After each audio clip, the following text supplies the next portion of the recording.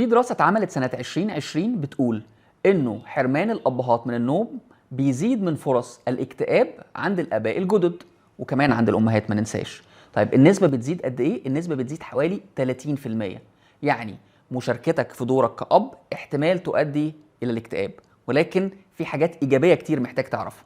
طيب في تجربتي أنا كان عندي توأم، فكانت علاقتي بولادي مختلفة شوية. اكتشفت انه ابني الولد بيحب التلامس الجسدي، فكانت كل محاولة ان انيمه او اهديه لازم يكون فيها تلامس جسدي، فلازم انزل التيشيرت واحطه على صدري. التحدي التاني، نومه كان مختلف عن اخته البنت، هو كان بيصحى بالليل وينام الصبح ونومه كان متقطع، فده معناه انه انا لازم اسهر لغاية الصبح ولازم اشيله يبقى ملامس ليا، ولازم احاول ان نومي المستمر للصبح يبقى متقطع، وبالتالي بنزل الشغل تعبان. فكانت كل محاولة اخش انيمه فيها بتبقى صعبة جدا. وفاكر في يوم من الايام ومحدش يعمل زيي، قعدت ازعق واعيط جنبه واقول له هو انت بتعمل معايا كده ليه؟ انت بتعاند معايا كده ليه؟ ما تسيبني انام يا اخي. فدي كانت تجربتي مع اول 40 يوم من اني احاول انيم ابني.